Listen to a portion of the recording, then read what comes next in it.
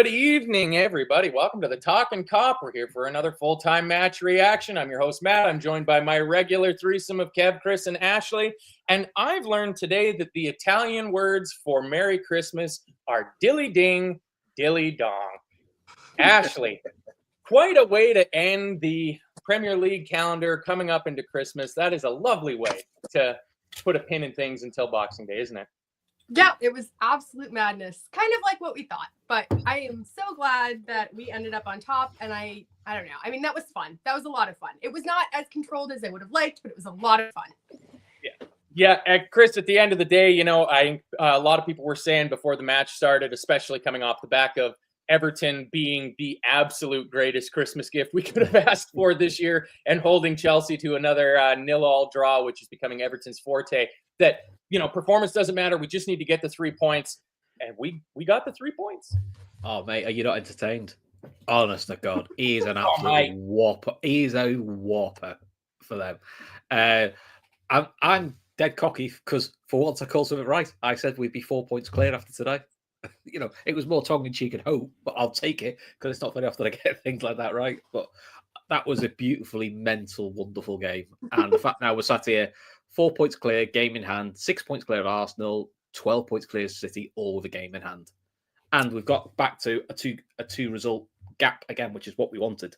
So all in all, can't be happy. And Mo Salah is now fourth in the all-time goal scorer list. What more can you want? Yeah, well, I mean, I'm just going to throw this quote from Ashley here up right now because you've just led me right into it. Salah on overtaking Billy Little's record. It is something great to achieve in such a big club like Liverpool. The important thing is we won the game, but to have that achievement is great. He did keep his shirt on, so I mean, he gets credit for that. I mean, Kev, it's not won us a league yet, that's why. Yeah, Kev, we got so many goals to talk through, but I mean, I know you're going to want to have a few words on what Chris was just mentioning there. Ange ball, man.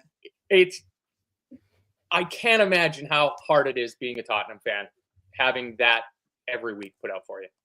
Do you know what? It's a clear reminder that Spurs might win the odd cup here and there, because at best you gotta string together 6-7 results. They'll never win anything major with this guy. Chris is right. He's an absolute spoofer, and the fact Whopper, that he's Whopper was the phrase I used. Well, I'd say spoofer. I think I said spoofer in the chat. Yeah. At the end of the day, they got what they deserved, and the 3 goals that they scored put a gloss on it. But I said in the pre-match show that, look, Spurs will score goals, but they will give you chances. And they don't tailor their game. They could be playing Lincoln City or Liverpool. It doesn't matter. You'll do exactly the same. So they're the easiest club in the world to prepare for. And all you have to do is play properly. You play properly against them. And that should be the template now for every side going forward for the rest of the season. Play properly against them. Play through their press. They will give you chances. And I don't care who their centre-back partner pairing is. I don't care who they play at left-back. It doesn't matter who they are. Their decision-making is exactly the same all the time. And the thing is, we scored 6. It could have been 10. You know, genuinely. We had really good chances that we didn't take. I know people don't like things like XG and stuff like that. Our XG today was 4.55 away from home against a side who, up until today, hadn't lost. I heard this stat after the game. I couldn't believe it. Hadn't lost a game by more than 1 goal in the Premier League this season. They have they scored the most goals going into today than anyone else, and they had one of the best defensive records going into today's game. Their goal difference is up there with anyone who's in the top 3, and the only reason they're not any higher or they're not competing is because the manager is an absolute tool. No other explanation for it. There isn't. You take away, strip everything back. You score enough goals. You don't concede that many, but you don't do your jobs when the tight games. When it's a tight game, you lose. You don't pick up enough draws, and you don't turn the draws into wins. It's all on the manager. But look, at the end of the day, we did what we needed to do. I'll tell you one thing. I said it to Chris before the game kicked off. it's a massively different type of pressure that Chelsea result brought on upon us today. Because it's all well and I was more nervous after it was because I was expecting Chelsea to win. So exactly. That draw today is a different type of pressure because you know the consequences of when you go and win, and you have to go and do it against a side who do score goals. So to do it the way we did it and show the composure we did, especially in the first half today, honestly. And this is the beginning of where this Arne Slot era is going. This is just the start of it. I'm a fucking all aboard, man. All aboard the train. That's right. That's right. Chugga, here we go. I mean, we basically put out a full-strength lineup, about as good as we could possibly go. Diaz leads the line up top. Gravenberch, McAllister, Szoboszlai in the midfield. Obviously no Konate because he's injured still. But other than that, we get that 1920 flavor of backline for it. And, I mean, I've got a bit of a heart out because I'm going for Christmas dinner today. I'm of the opinion that we should almost just talk about the goals because there's so bloody many of them. And I mean, I think if you need to go, you just go. Us three will carry on. You just carry on. Okay, we'll carry on. I'll say there was early signs that Trent Alexander-Arnold had his passing boots on today, and that was very good. And then just before we score, well, not just before, a couple minutes before we score, Mo almost scores what would have been actually the goal of the year. He just absolutely walks through their defense in the box. He was rolling back the years. It was very reminiscent of that Puskas goal that he did versus Everton. I think he had one against Spurs as well, where he walked through that back line. It was so close. And I was so angry that didn't go in. And, like, it was a relatively quiet first 15 minutes when you look at the game as a whole. It was not really a harbinger of things to come. But yeah, that was nearly another goal of the season contender. Don't forget the Foster gift where he tried to chip it over his head. What was that? Like the first 2 minutes? That was the first 2 minutes. Yeah. Kev's right. Maybe he should have squared it, or at least just go for far post. I think he's got to square that. I think he's got to square that. I think he's actually shocked. I think he's actually shocked the guy's done it. Like, no, surely not. Surely not after a minute. Oh my word. Especially after the week that he's had. Yeah. Well, that's the only way to get back on the horse is to just face your demons, I guess. Do it again. Just try to do it again. You got to get back on the bike. I'll stick with you, Ashley. The first goal is a perfect encapsulation of a lot of what's wrong with Tottenham's defending. The amount of time that Trent Alexander-Arnold has to collect that ball, settle it, pick his head up, and see the run from Luis Diaz, he's going to make that, if he's not under any pressure, Trent Alexander-Arnold is going to make that cross 9 times out of 10, and it is inch perfect, but the defending from Spurs is terrible. Great header. Yeah, no, it was a great header.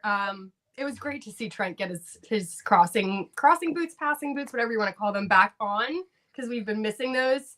And it was also just great to get that Diaz goal redemption after the absolute fiasco from last season at that stadium where his goal was ruled out. I think it was so poetic that he was the one that kind of got us on the roll for today. And I was very happy for him. And we were talking the other day about how we don't often see many diving headers, and now we've got a whole bunch of them to talk about. So yeah, thrilled.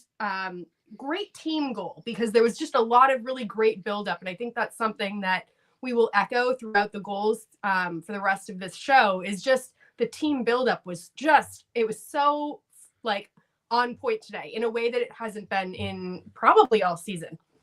Yeah. And I was shocked to learn that was Luis Diaz's first Premier League goal since September. Yeah. Because I could have sworn that he's just been absolutely banging them in. But that's what happens when you're involved in a bunch of different competitions. Dragusin kicks Solanke in the neck, which I found to be quite funny, kicking his own player in the back of the neck. And then another well-worked goal, Chris, and this time it's Alexis McAllister, his first Premier League goal of the season. But I'll go early on it. It comes from work from Dominic Szoboszlai. He was my man of the match. I thought he was brilliant today, Szoboszlai was. But this one comes from a Robertson cross. He won't get the assist, so he's going to lose a little bit of ground to Trent in that all-time fullback assist chart. But again, the Spurs defender's completely asleep. Nobody's alive to the ball dropping from when Szoboszlai challenges for the header, and it's too easy for McAllister. Yeah, it's mental, isn't it? The smallest man on the pitch gets to wander in unmarked and just head it in. It was 5'9". He's 5'9". You know, so, and to be fair, he barely has to jump as well. So he's only like it's probably about 5'10" off the floor, you know, the actual cross. But yeah, listen, Szoboszlai was really good. pressed high, third man runs, gave us that extra potency and attack. Because look, I said it on the pre-show, I'd have started Jones, mainly because I'd have asked him to sit on Kulusevski and Maddison, like he did in the Chelsea game when he sat on Palmer. But can't complain. The midfield three were excellent, really controlled.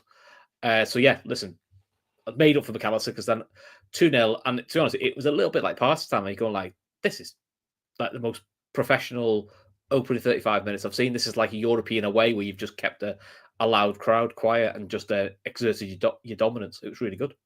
Yeah, and we seem to, Kev, be almost inviting them to try to beat us on the counterattack and mopping it up. And I thought we were playing really cute, elaborate balls into the midfield, into Gravenberch, into McAllister.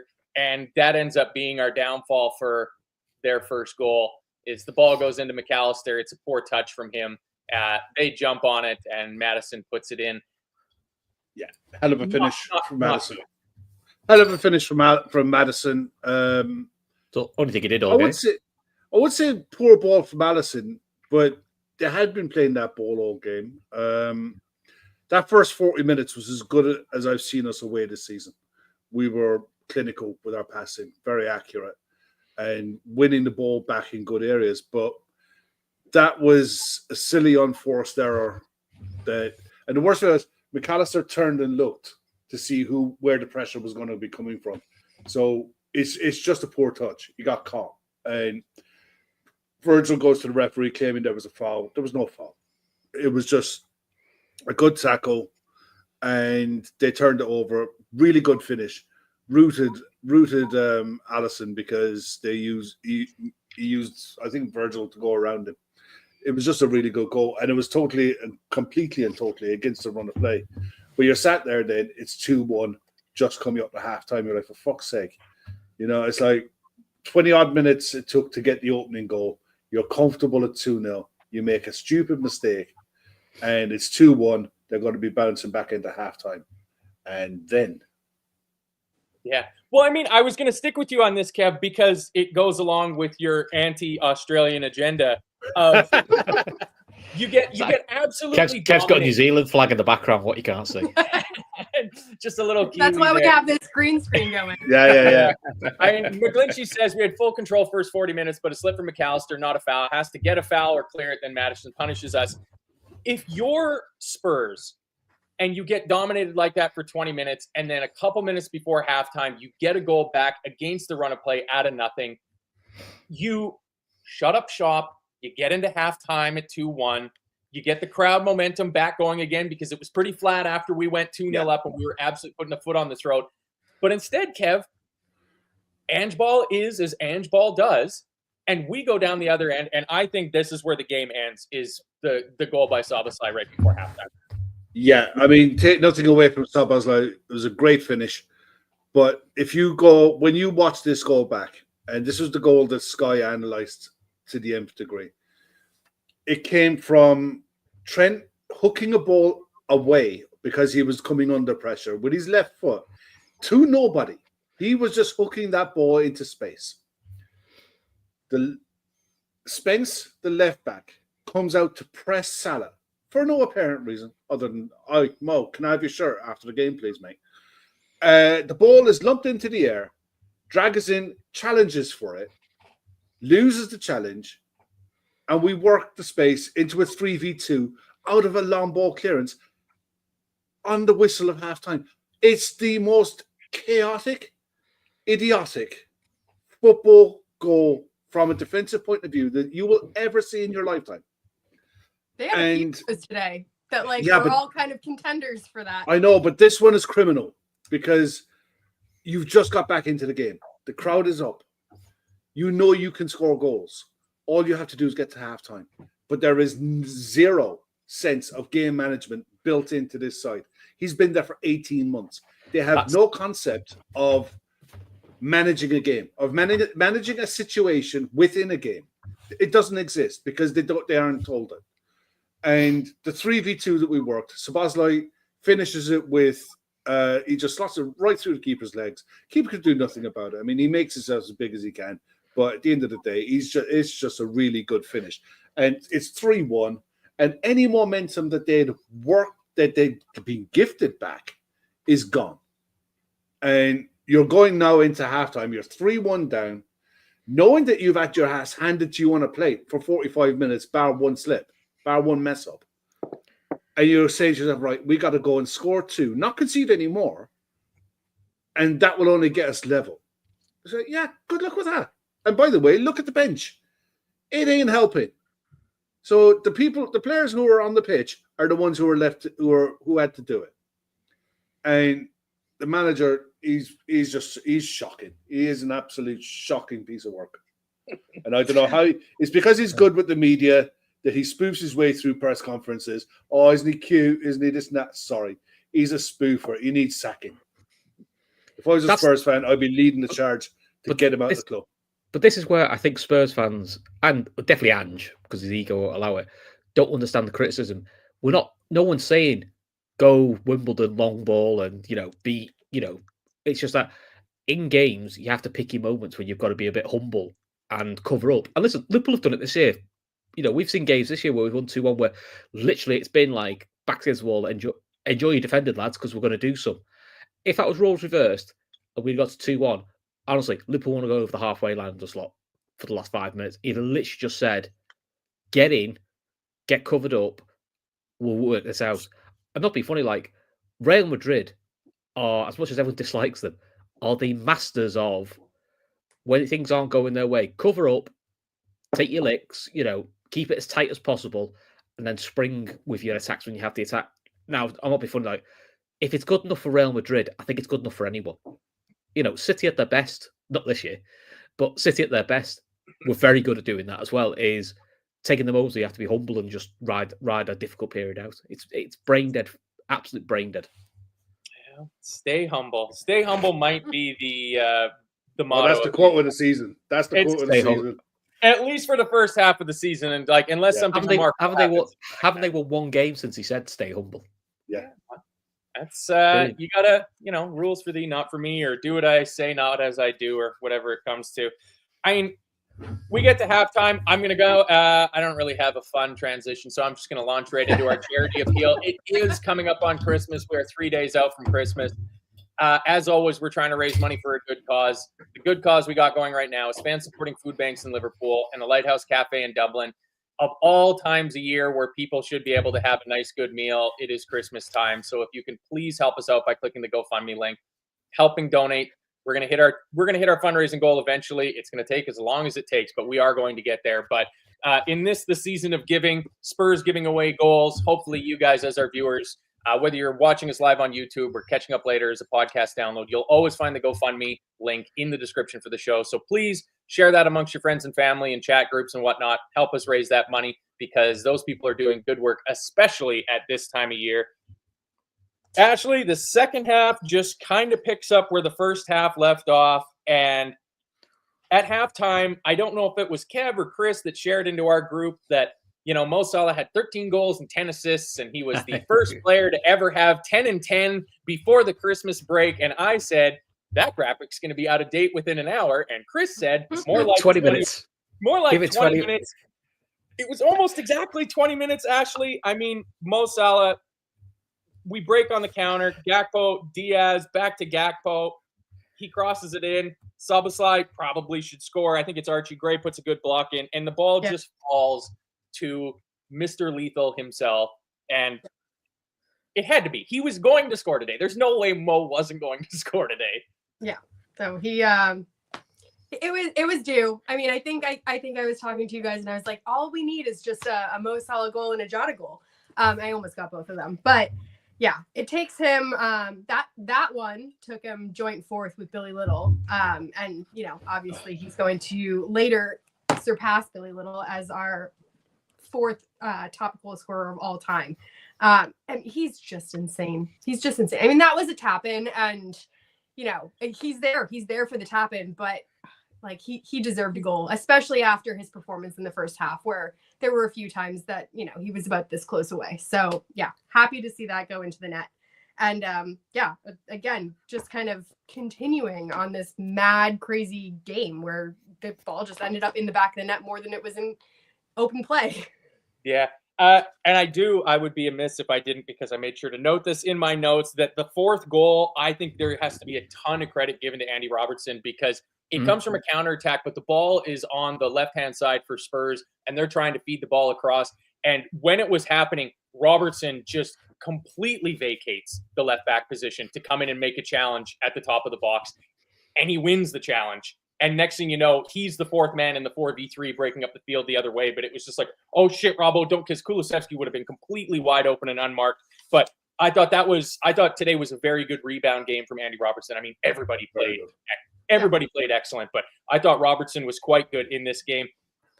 Chris, we start getting some of the changes coming through. Before that, Allison just about he does put Szoboszlai in. He has a breakaway. He rounds Forster and puts it wide. How he doesn't score. I mean, I was joking. You look going, fuck me, it's been 5 minutes we haven't scored. And I think Ashley's exact phrase was "lazy bastards." Yeah, that was that kind of summed up the game. It was. I generally wasn't. I have to be honest. When it went to 4-1, I really wasn't paying attention. I was more paying attention to sending wind-ups to you three and just having a laugh, because I was a bit like, it's a done. I've never been to a point in a game 55 but this is done. No matter what happens, this is done. And listen, I'm 2 for 2 today for shout, so I've got to enjoy this. It must be Christmas. But listen, jokes aside, for those who don't know Bill Liddell, I mean, he played for Liverpool in the 50s, and just pre-Shankly. I know a bit more about Bill Liddell because he was my granddad's favourite player. My granddad always talks about him. There's plenty of biographies about him. I've read up about him. He was Steven Gerrard before Steven Gerrard was. He was Mo Salah before Mo Salah. There's a reason why there is a book called Liverpool. Literally carried the club on his back. He is one of probably the all-time greats. People don't talk about as much because the time he played, there isn't as much footage, but I would recommend having a bit of a read up on him, because that's some player to go past for Mo Salah. That's what I'm saying. I think I messaged you guys, said you are literally watching greatness play for us at the moment, because it takes an awful lot to get very, very high on Liverpool's goal scoring list. I mean, listen, he's nowhere near Ian Rush. I mean, it shows how good Ian Rush was in his 15 seasons for Liverpool, but to watch the fourth best goal scorer ever for Liverpool, it's a big thing to see. We've just got to enjoy it while we've got him, hopefully for a few more years. Hopefully that's going to be our Christmas present. We see him signed. Oh, please. I mean, stick with it, Chris. I mean, the fifth goal, it's Mo Salah again. This time it's Szoboszlai returning the favor to him. So Mo sets Szoboszlai up for the third goal. Szoboszlai sets Mo up for the fifth goal. 2 goals now. He's on 15 league goals for the season? 15 league goals, 11 assists. It's not bad in the league, eh? We're literally top of all the tables: the goal scoring table, the assisting table, the actual table, the Champions League table. Golden Boot. If there's a table, we're probably top of it. That's just the way it is. Them's the rules this season. It's ridiculous. It topped off a really, really good performance by Dominic Szoboszlai. He took a lot of stick this year. Some bit fair, some bit a bit over the top, but that's what you want from him playing that number 10 role, is pressing high and affecting the games. And probably 8 times out of 10, he made the perfect choice. And it was, that there won't be any easier goals Mo Salah scored than the 2 he got today against Spurs. Honestly, the other thing Mo Salah will be annoyed of is he didn't get a hat trick, and he probably should have done, as should have Diaz, because that's how easy it was at times against Spurs. And I'll be honest, 5-1, it was getting to the point of me going like, what is the highest score we've ever beaten Spurs by? You were starting to have those sort of conversations because it felt like that. You were sort of going like, we could set a record here. Yeah, I think my comms mentioned that after 2-0, because it looked like it was going to be an absolute drubbing. And they said the biggest margin of victory we had was 5-0 over them in the 13-14 season. It's like, yeah, it was. I'll be honest, right? At one stage in the second half, you're looking at it 6, on the hour. You knew you had half an hour to go. If we kept concentrated and kept playing properly, we really could have. I just had Crystal Palace in my mind. That's 7-0 or 7, whatever it was.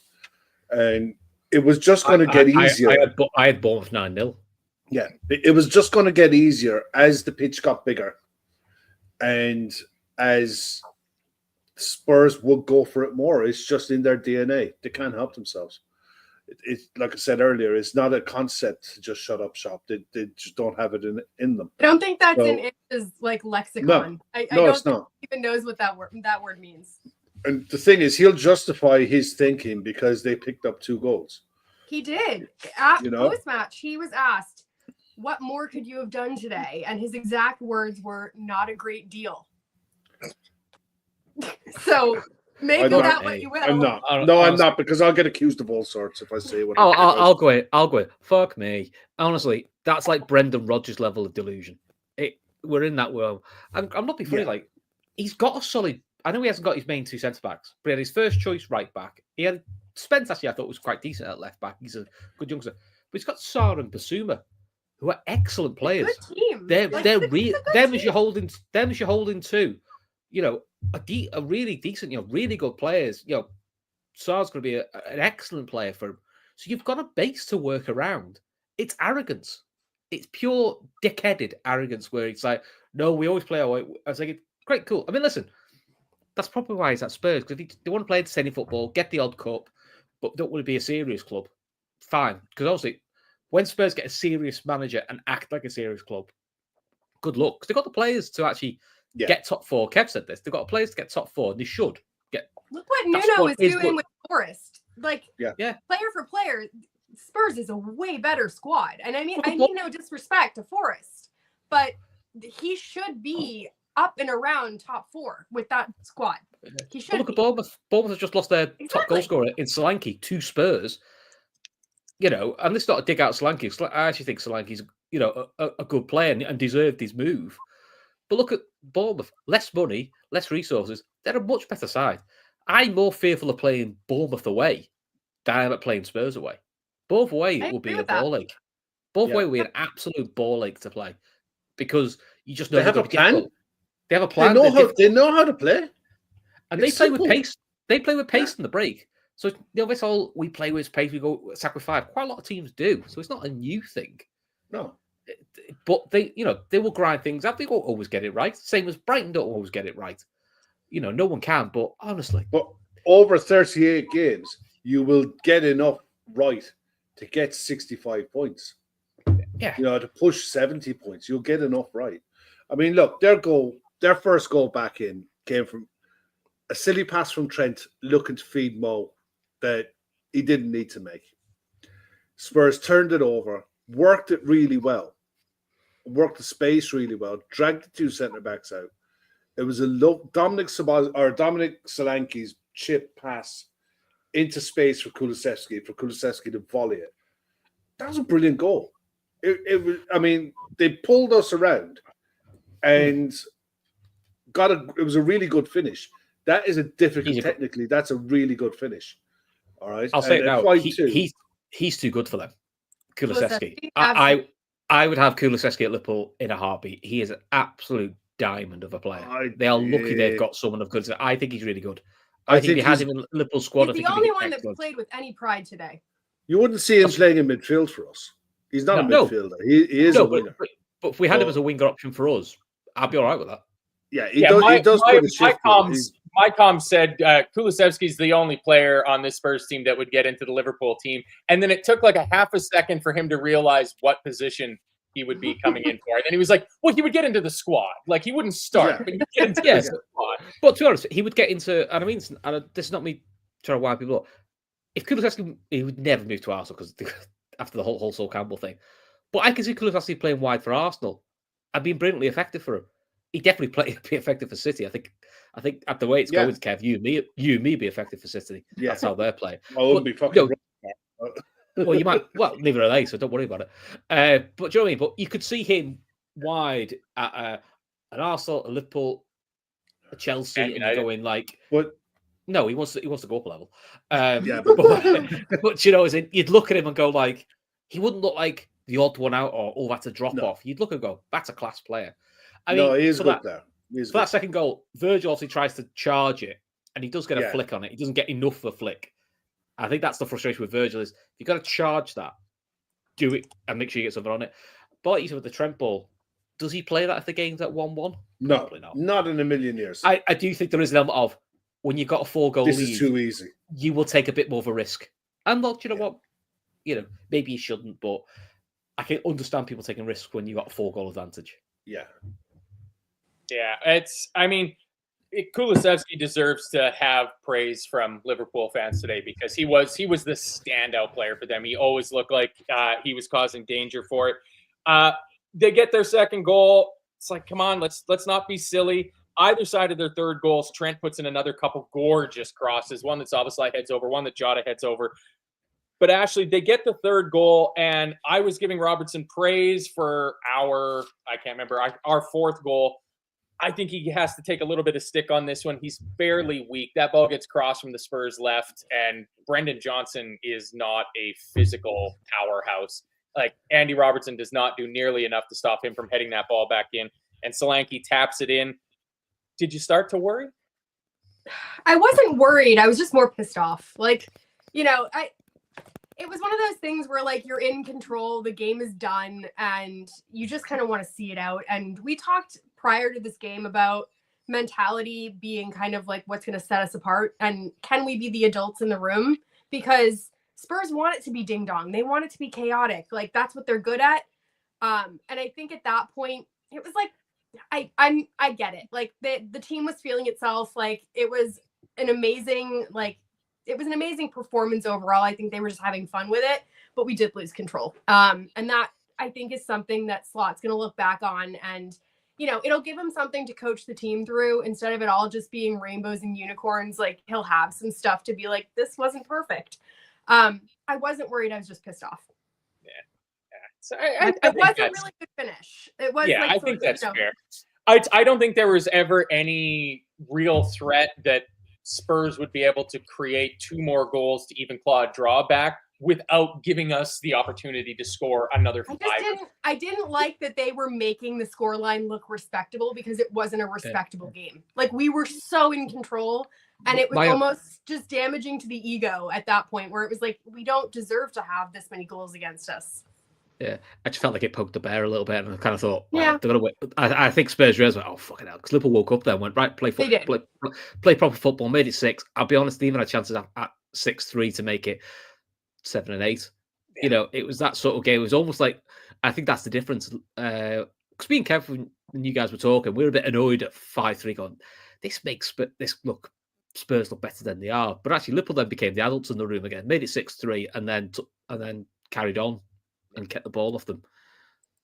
But it's interesting. It also helps, I think, for Liverpool is you're bringing on Jones, you're bringing on Jota, and then you bring on Elliott and you bring on Nunez for the last 5 minutes. Finally having that depth to bring on is, that's, I think, is what's going to help Liverpool win the league. It's getting to that realm. We keep the control when we make those shifts, because I think the minute that McAllister went off, we lost the control. I think so. Yeah, I think it's also hard because it was 5-1 or 5-2 at the time. So I think that also, we're being harsh. We're being hyper critical at this point. And but if we're honest, Slot has got a bit of Slot's got a bit of the Rafa Benitez about him, the ultimate perfectionist. Yeah. And trust me, they'll be getting run on Christmas Eve, and it'll be about the 3 goals they conceded, because that's how he's built.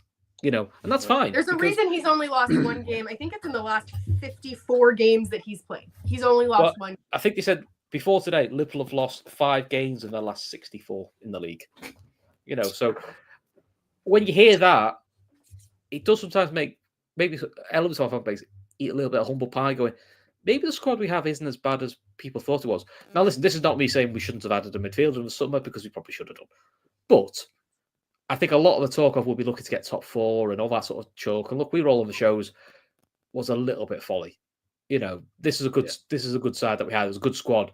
Look, did any of us think we'd be top on Christmas Day? Probably apart from Matt. No. Captain Optimism up there. But Matt thinks we win 38 games every season. So we're not far off. That's how Matt's built. That's fine. That's why we love Matt. But in general, I thought Liverpool would be comfortable top 4. But I wasn't sure if they could kick on, because I hadn't added to the squad. I didn't know how a new manager would tweak things. But he kind of just took what Jurgen Klopp did brilliantly and just added a little bit of control, a bit more control, which we've probably lost from 1920. Yeah. I think he's improved a few players too, which, going back to when Slot was first instilled as a manager, and I was listening to some of the Feyenoord fans talk about him, they were talking about how he really got every single last drop out of the players, and players that were already doing well all of a sudden reached levels that they didn't even know that they had. And I think that you're seeing that in a lot of our team. Like, I didn't know Gravenberch could play like this. I didn't know Gakpo could play like this. There are a few that, I'll hold my hands up. I didn't know Tsimikas could be that as consistent as he has been this year. And I'll hold my hands up because he has been consistent. I know I joke say he's been consistently crap, but no, to be fair, he's been solidly consistent. As in, like, when he's getting dropped in, I'm not having heart palpitations like he used to, thinking, oh, fucking hell. I mean, I'm like, yeah, he'll be fine. I mean, he was pretty much the Champions League left back. That's how well he's played. He was the main left back. Talk about small margins, and like all of these guys, they've improved by more than small margins. And I think when we were looking back at the squad, sort of judging where the team was going to be at this point in the season, we were looking at the squad the way it was performing under Klopp. We weren't looking at it the way that it's currently being fine-tuned by Slot, which, again, just credit to him as a coach and to his staff and backroom and everything to be able to do this, because I don't think a lot of people saw this coming. Yeah. The man with the completely impronounceable first name pointing out the save that Allison makes off of Brendan Johnson. It wasn't at 5-3. It was at 6-3 then, though. But I mean, Kev, that's why you have the best goalkeeper in the world. Just to, any of that late drama or anything like that, and just snuff it out. I mean, the sixth goal, though, I do have to say, it's my favorite thing that Mo Salah's added to his game in the last season or two is the little side pocket pass that he makes, where he waits for that inside runner coming off of him, and he just plays that straight ball through to him. He started doing it last season to great effect, and it was his second assist today for Diaz, blasted across 6-3, happy days. Yeah. Timed the run brilliantly as well. The timing of the pass is inch perfect because he does his level best to stay on side, and the power he hits that shot with, keeper had no chance. And it was literally, okay, just because you thought you were coming back into it at 5-3, sit down. Just sit down. It was almost like patting them on the head and saying, they're there. It's okay. It will get better. It will get better eventually. Just stay in your lane. It was that kind of a goal. And look, just for a bit of it's just like when you beat kids at FIFA, Kev. Yeah, exactly. Just for a bit of context on the whole game, right? Bear in mind, we're the away side. We had a total of 24 shots, 12 on target, 48% of the possession. We didn't have all the ball.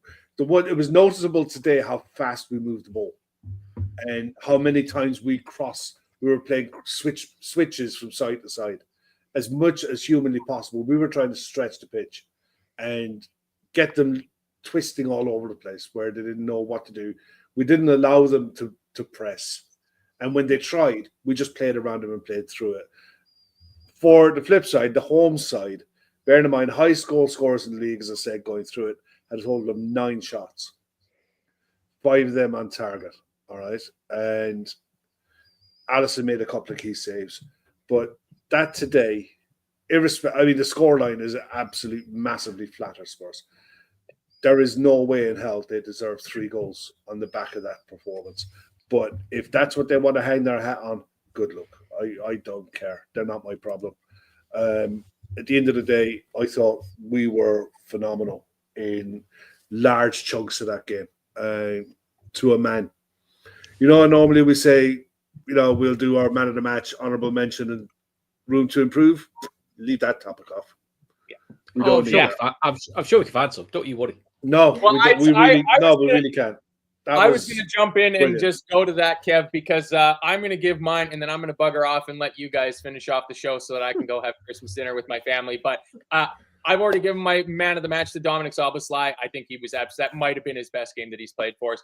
I will give my honorable mention to Trent Alexander-Arnold. I thought his defensive work today against Heung-min Son was fantastic.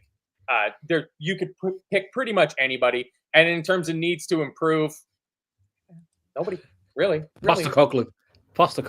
That's well, I mean, every other player on Spurs except for Dejan Kulusevski, basically, is who needs to improve. But that's it for me. Merry Christmas to everybody. I'm not going to probably do another show before Christmas Day. So everybody that joins us, thank you again. It's been another fun year running up to it. I love the fact that we're sitting at the top of all the tables and we've got the best player in the entire world. Hopefully we get some contract announcements to get us over the Christmas break with some good, happy cheer. I'll see everybody in the new year because I'm on holidays. Don't press the wrong button because we're going to keep talking. Yes. Well, if you do, just out and back in again. Yeah. All right. Merry Christmas, everybody. Enjoy the rest of the show. See you, Matt. Take care, buddy. Here we go. All right. Well, Ashley, do you want to go through some of the quotes that you've collected? And do we not get to do our man of the match then honorable mentions? No, we'll come back to that. Because let's just get through some of the quotes because I didn't listen to them. Give me a second. You guys do man of the match and I'll pull the quotes up. Okay. Well, go on, Chris. Well, the one thing we do need to talk about is we've actually got 1, 2, 3, 4. We've got 5 players now, 1 yellow from suspension. So that is something we're going to have to play carefully with the Leicester West Ham turnaround. So, because I didn't realise, I actually didn't realise Szoboszlai was that close. To be fair. By the way, Gakpo's yellow. It does reset soon, though. Yeah. Halfway point is at 19 games is the reset. So it's probably after Man United. So the FA Cup weekend, is it? FA Cup weekend's normally the FA Cup weekend is normally, in terms of quotes, actually, I can get them up on the screen. Oh, that would be helpful. I think we've got them all starred here, so let me go to the top. Right, let's put you. There you go. Okay. You can take over, Ashley. Okay. This is Ashley calling. So Slot was asked about Salah and Trent. He said they should be one of the best players in the world or close to it. Otherwise, they don't play for a club like Liverpool. On Postecoglou, he said, I like his playing style. I like what he does. I am not one of those guys who thinks he deserves a lot of criticism for what he does. That may have been tongue-in-cheek. I wouldn't criticize anyone who made my life easier. I'm pretty sure that Slot really enjoys playing against them. He continued, Postecoglou's at a club where normally they don't win that much in the last 15 to 20 years, but what he does is always enjoy the fans. Maybe not today, but in general, he does. He continued, there's still 3 games to go for us to go to halfway, so that's where our reset goes for the yellow cards. Continues, but if you can go here and play the way that we played and show we are definitely a team hard to play against. These are out of order, but anyways, back to Trent's performances. He talked about increasing a bit. There are still moments where he can do better. I said before the game, Newcastle half hour, he came in, ... Okay. I was back to Slot. And Man City, he was outstanding.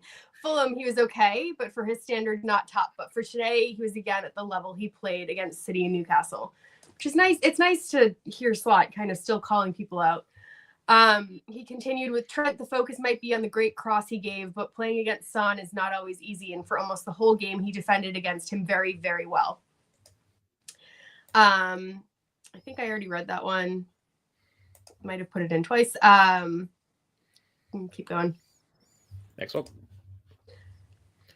Keep going. I think we're repeating. That's all right. Still repeating. Oh, my word. You get so busy, you wrote it twice. No, we're back. Okay. So Slot went on to say, it doesn't matter which team you face, there's always an opportunity, but there is also a threat as well. I think we saw that today. Szoboszlai was asked post-match about the game. He said, we need the whole squad all the time. It doesn't matter who's playing. That is why we are top of the table and top of the Premier League. Mo Salah, when asked about his contract, he said no update, but he was in good spirits. He was all smiles in this interview. A couple fun facts. Mo Salah has a goal every 131 minutes for Liverpool, which is the best ratio in Liverpool's history, which is very impressive. When Salah was asked about Ian Rush, he said, I don't know how he scored so many goals, to be honest. I think it was more 7v7 in his time than 11v11.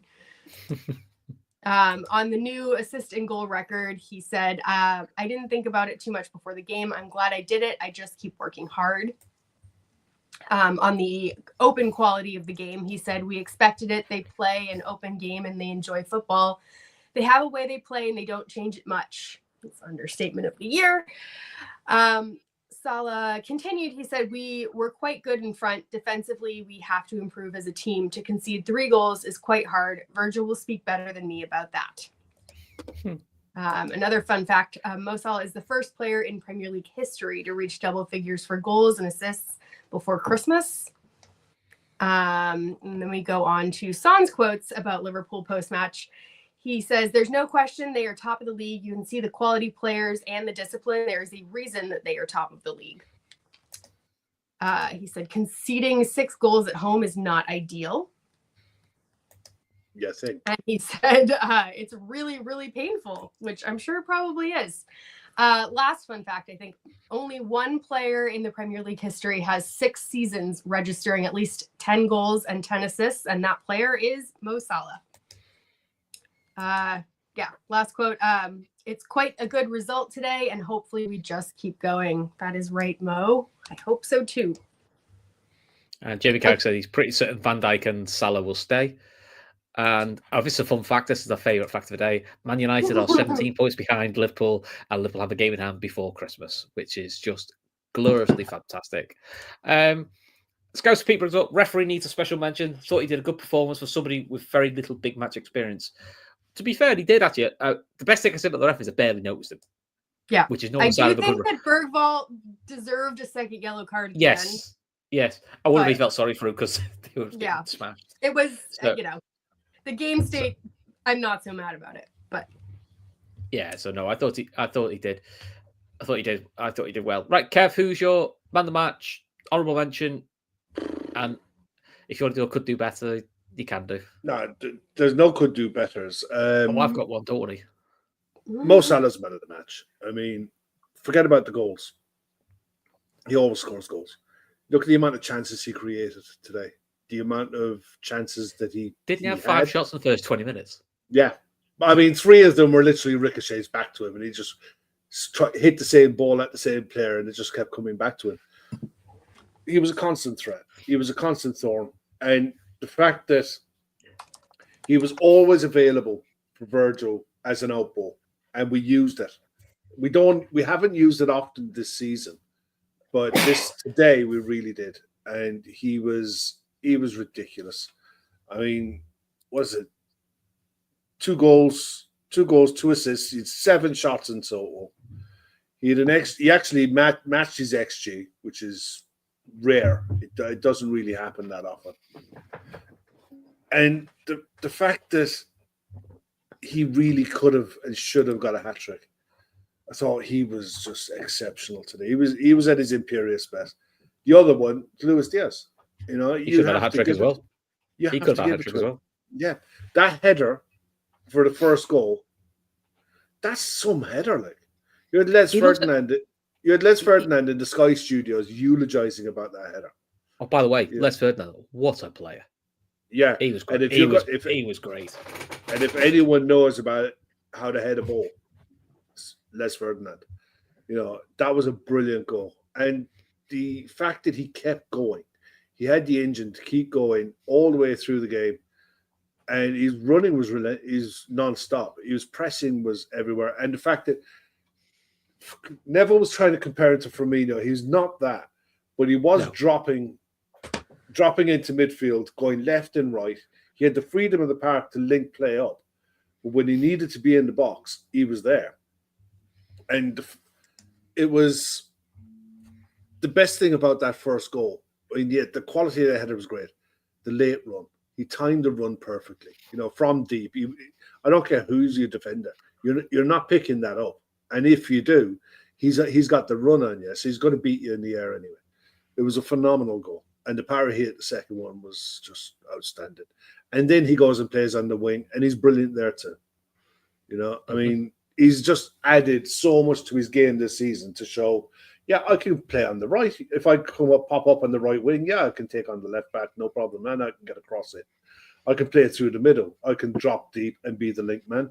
I can be the one who carries the ball and threaten and attracts centre backs to him to play a 1-2 to go around him, or I can play off the left wing. You know, he's just an absolute joke of a footballer. I mean, people were worried about the competition between him and Gakpo as to who starts and who doesn't. I don't see football like that anymore. I haven't seen football about who starts and who doesn't for a long time, because it is a squad game. And I think the competition for places shows that he has just literally added another string to his bow to say, yeah, if you want to start Cody there, that's grand, no problem. I can do this through the middle for you. Start me there. If not, I'll sit on the bench and I'll come on and I'll affect games that way. No problem. I mean, the sign of how healthy the squad was today, Chiesa wasn't even in the squad, and it's not an injury. It's Slot's decided for this bench, for this squad, he only wants 5 attackers. So he's saying to Chiesa, well, you haven't played enough yet. You've only just come back from injury, so you could watch the game from home. You might get Leicester or West Ham. Oh, I'm going to give one more honourable mention, by the way. Stop taking me. You're taking it. Quiet, you. Go on, Ashley. Before Kev jumps in again, Okay, you know what he's all right. like.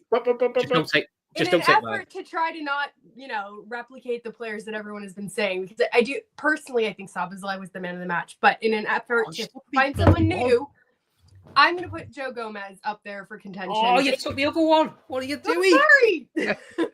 I thought he was immaculate today. I have so many notes early on that just say, Joe Gomez, great tackle, Joe Gomez this, Joe Gomez that. And there was a point on my comms where they were saying, Joe Gomez looks like Virgil van Dijk. And, you can't pick out between the two of them. And there was a period of time, I think it was the Aston Villa game, where they were saying that Ollie Watkins needed to go toward Virgil because Konate was too good. I felt like that was happening today, where players were like, well, Gomez is too good. We're going to go toward Virgil, which is saying something because, Virgil is the creme de la creme, best in the league. So, he's my alternate man of the match. Honorable mention I'm going to give to McAllister. I think that our midfield as a unit just worked so well, and I think he's the one that just keeps them ticking over, and he very much feels like the brains of the operation. I think that there was a great article in The Athletic talking about Slot and how he changes his tactical lineup so many times throughout the game that even opposition coaches can't keep up with it. And I think you need a player as intelligent as McAllister to kind of be the general on the pitch that puts all of those things into play. And I think you saw today the control that we've been missing in the midfield without McAllister. And again, that's not to speak poorly about Jones, because I think he's done really, really well. But I just think that there's something about having McAllister in the middle of the pitch that just makes everything tick properly. So he's my honorable mention. Could do better. I don't really think there is a could do better. On the Spurs team and management bench, there are definitely could do betters. But yeah, I think that overall our team just stepped up and was pretty flawless across the board. Okay. I mean, my man of the match was going to be Dom as well. So I thought he was excellent. I thought it was the best game he's had for Liverpool for a little while. The honourable mentions, one was going to be Joe Gomez, because first half it was like he had his slippers on. It was just like that Van Dijk of I'll take that ball now, thank you. Give me that back. The other one actually was Gravenberch. Yeah, because we all know he's one yellow away from a booking, and he just got around the pitch, interceptions, no silly tackles, and that drive and run he could do. Out of him too. Yeah, but that drive and run he does from deep just to break through. It's what Fabinho used to do at his peak. That's what Fabinho we loved about him. And Dietmar Hamann earlier than that, we had a holding midfielder, but who could take the ball and drive you forward 20, 30 yards, get a free kick, and that's what you needed. Where this was Gravenberch, he drives forward 20, 30 yards and he picks a clever pass out. So I thought they could do better. Probably Daniel Levy. He keeps picking bums as managers. He keeps the Spurs way, honestly. And listen, I can tell you this all. I remember me and Kev are old enough to realize. Do you remember the Liverpool way, Kev? We all talked about the 90s. It's bollocks. The Liverpool way was winning. The United way is finding ways to win. Yeah. It's how you do it. No, to be honest, largely no one gives a shit. Just get the balance right. Yeah, and that's what they are doing. When you look at our squad, or our 11 that he tries to put out in the main, there's a balance. There's a balance in the back four. Be it you can be aerially dominant and comfortable on the ball. It was ideal for us today when Forster decided to try to go long, because as big as Solanke is, he's not beating Virgil in the air. Virgil, I don't think, lost a duel in the air today.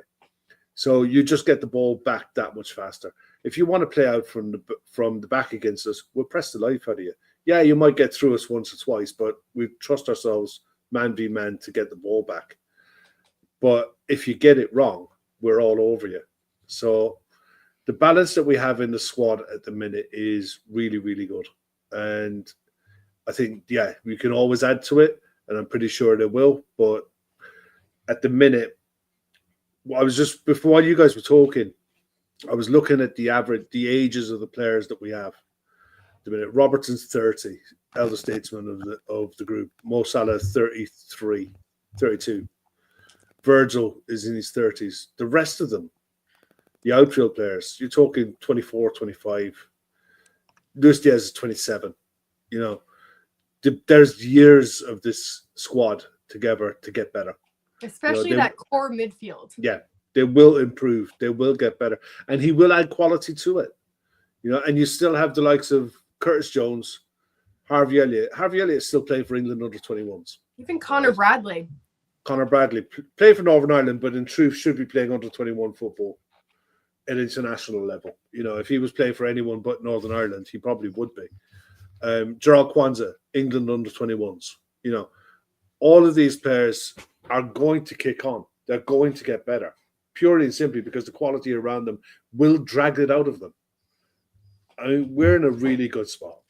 You know, we're in a really good spot. We've got a nice mix of youth and experience. Yeah, I just don't think core in the middle. Yeah, I just think a lot of people don't appreciate that we're really good. You know, and everyone wants to nitpick about we need this, we need that. What are they doing? They haven't a clue. We're in a really good spot. Yeah, they've got to get the transfer windows right, but if they get the transfer windows right, added to this level of quality, sky's the limit. I mean, we can challenge for a league title for sure. I think the performance you saw today against Spurs, especially in the first half, showed we can definitely challenge in Europe because sides who want to come out and attack us, that's manna from heaven for us now. You know, if we need to go and break a side down, we're capable of doing that too.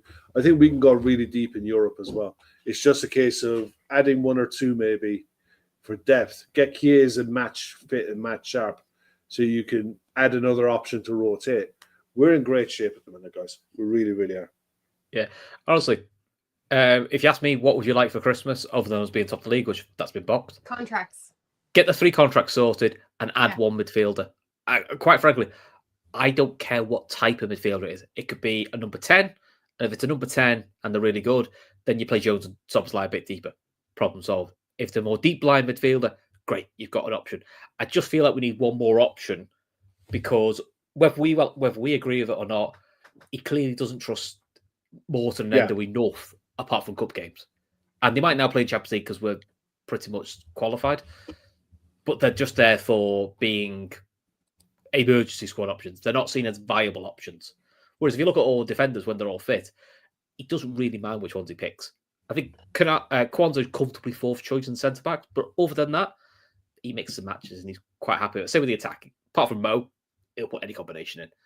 And I just feel that's the only thing the squad needs. But one sec, because I just want to read this before it comes in, because this is what the discussion was going on about in the post-match show after, and it was Jamie Carragher made a point, and he's made this point a couple of times. He said it's more about a football decision as to whether it's a money or trophies or your career. Mm-hmm. It's about legacy at Liverpool and how he's seen. Does he want to be seen how Steven Gerrard is seen, or Steve McManaman? I feel for Stevie.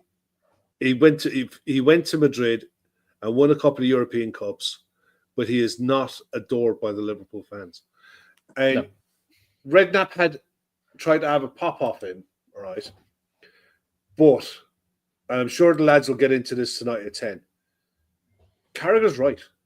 How Liverpool fans view Steve McManaman, Michael Owen, but for different reasons, is different to how they look at Steven Gerrard. Like Robbie Fowler. That's why Robbie Fowler's adored, because he left Liverpool. He went to Leeds and City.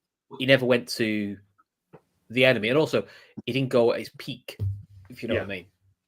Whereas McManaman and Trent will be going at their peaks. Yeah, I think it's fair comment. And the thing is, no matter what people like it, like, you know, Carragher, ex-Liverpool player, shouldn't be saying bad stuff about Liverpool. He's a Sky employee. Yeah. And his job is to generate He's conversation. not saying anything that we haven't already thought No. of, though. Like, that we're not all thinking as fans. Like, he's not. He's saying the quiet part now. now. Or anything. Like, this, Yeah. these are things that are true. And, Yeah. you know, Listen, we're fortunate in that these contracts haven't impacted our performances.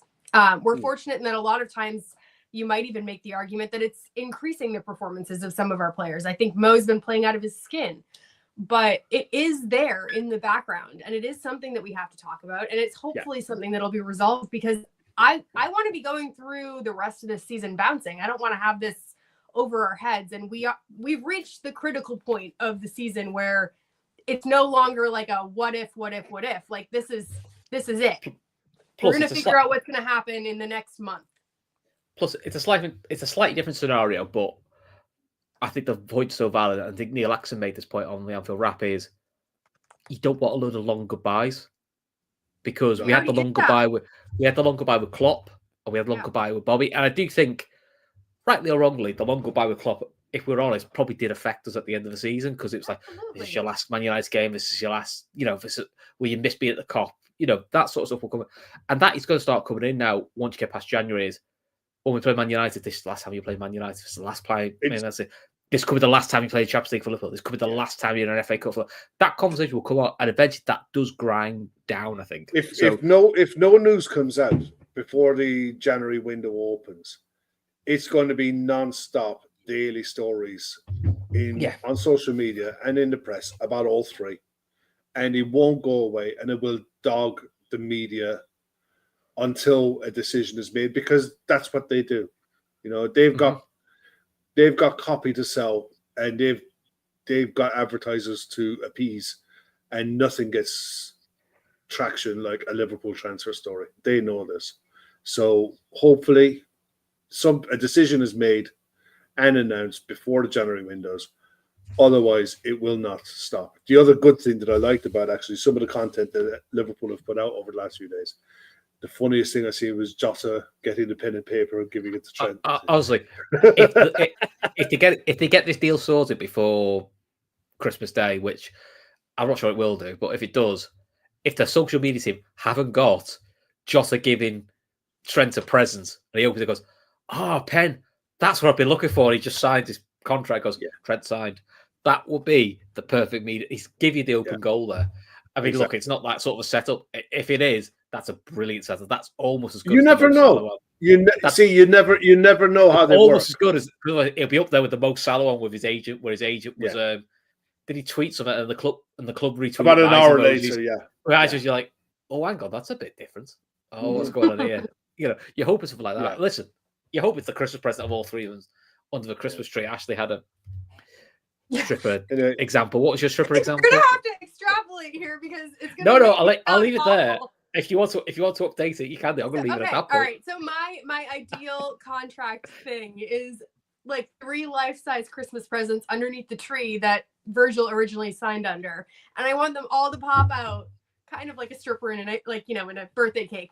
That's where the stripper came from. And I want them all holding up a shirt that says the year that they signed to. That would be my ideal. Is it just a shirt they're wearing? How far are you going with this? You could go as far as you wanted. That was you started it. You started the whole conversation. Right. On that note, guys, they're coming back at 10 o'clock to do a show. Okay. Let's make sure they got a channel. Let's make sure they got a channel to come back to. Yeah. Oh, they'll love it. They love all this. This is like our random tangents. They love this bit. This is why Matt's the adult and allowed to be the host. Who would have thought that Matt would be the adult among all of us? I mean, to be fair, I've been doing the show for quite a while. I think most people know I'm not the adult. It's Matt, you, Kev, and then probably me. And to be honest, there's probably someone else ahead of me, to be fair. I'm quite aware of my limitations. That's okay. But listen, jokes aside, I think this is probably the last show that us three will be on now before Christmas, because I think the guys back tonight for Fatback 4. Unless it's news, but guys back for Fatback 4. So listen, if not, have a lovely Christmas, everyone. Have a great New Year. Red to top. But listen, subscribe. Round Christmas, it's all a bit funny. But listen, I know it sounds a bit serious for the end of the show, but listen, it's Christmas time. Check in on people. checking on your mates, make sure everyone's okay, and have a brilliant Christmas. And also, the Reds top the league, so what more can you want? But on that happy note, An amazing speak to you all very soon. Merry Christmas.